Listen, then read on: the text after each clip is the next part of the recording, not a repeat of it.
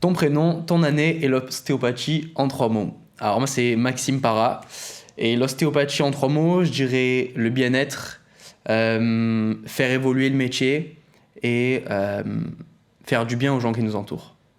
Moi, c'est Anouk Gavalda et en 3 mots, je dirais l'auto-guérison, les bienfaits et l'anatomie. C'est trop important.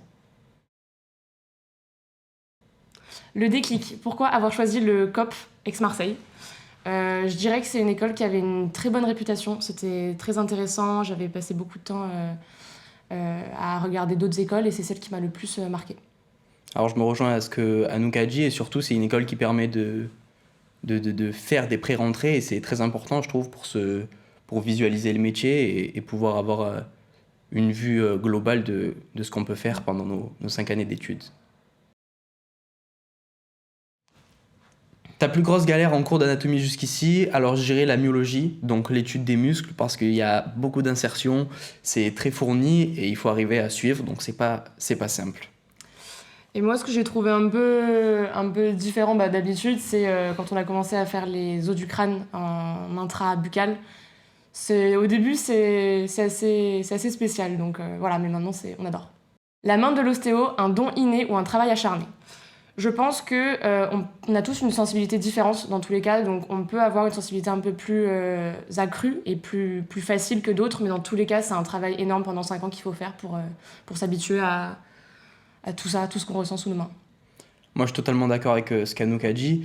D'une part, on a le côté où chacun a son expérience personnelle avec le toucher ou non d'ailleurs.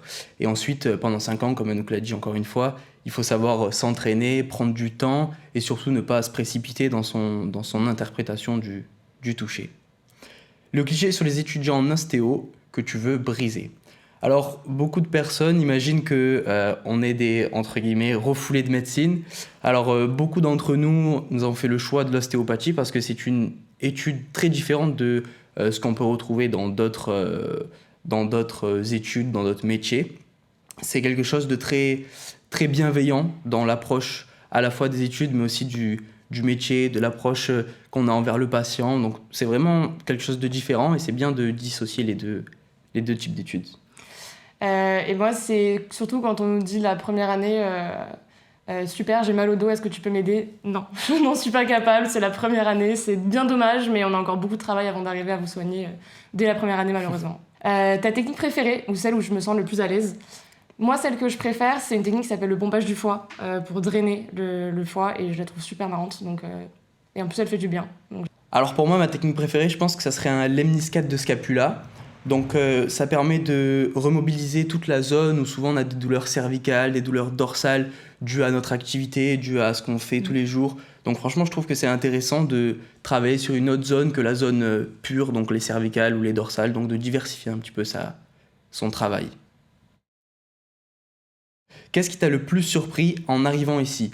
Alors je pense que ce qui m'a le plus surpris, c'est le fait de directement entrer dans le métier, dans l'anatomie, dans la myologie, comme nous avons dit tout à l'heure. Et surtout, on met directement les mains à la pâte, on est directement en train de commencer des techniques, de palper. Donc, je trouve que ça permet d'avoir une vision un petit peu plus globale du métier, encore une fois, et de pouvoir pas seulement être rivé dans ses cahiers. Moi, ce qui m'a surpris, ou plutôt ce que j'ai apprécié quand je suis arrivée, c'est la façon d'être très à l'aise dès le départ. Une semaine après la rentrée, on est tous en t-shirts les uns devant les autres et on est obligé de se palper des zones un peu inconfortables pour les premières séances. Et c'est hyper agréable parce que maintenant, on le fait sans réfléchir, donc c'est très bien. C'est quoi ta plus grande appréhension pour la suite ?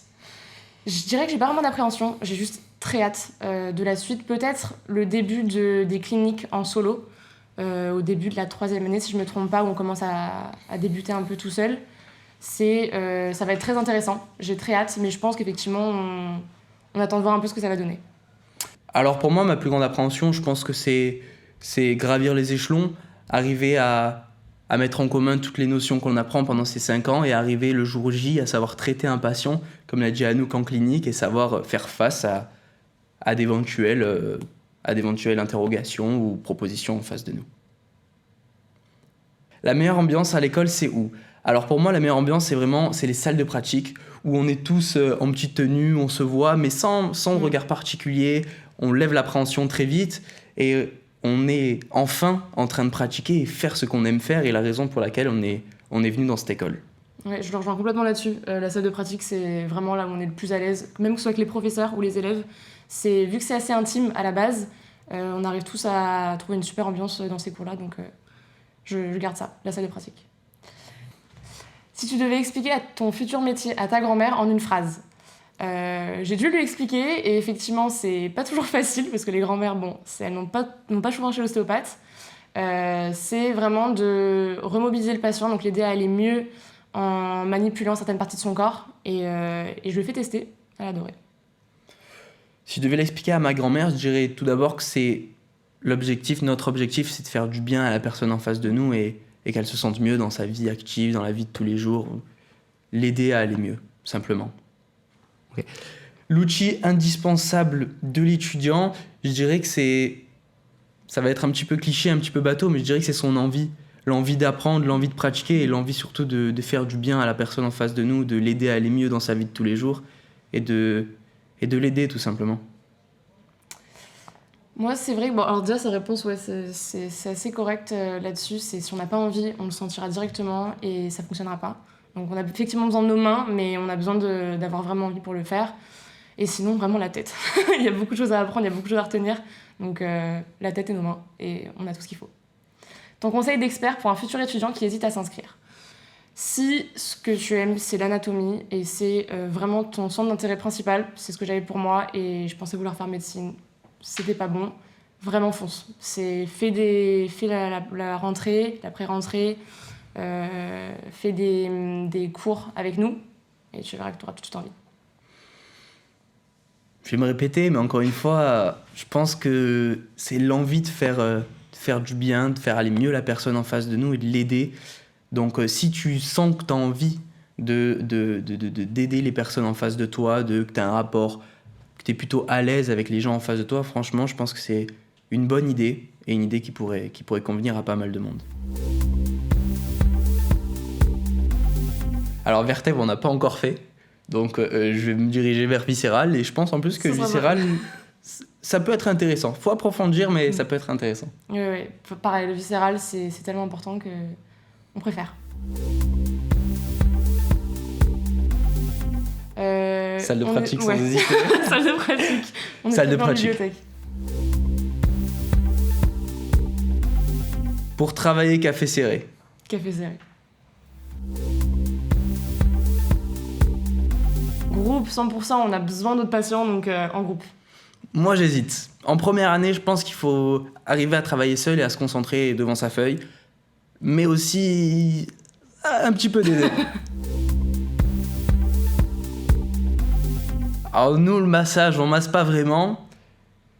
Craquer, on pourrait se dire qu'on vient ici que pour craquer, un petit peu un entre-deux. Faire du bien, c'est le plus important. Un entre-deux, parce que craquer, c'est super chouette. Quand ça craque pour la première fois, on est très fiers, mais il y a tellement de techniques qui sont bien que...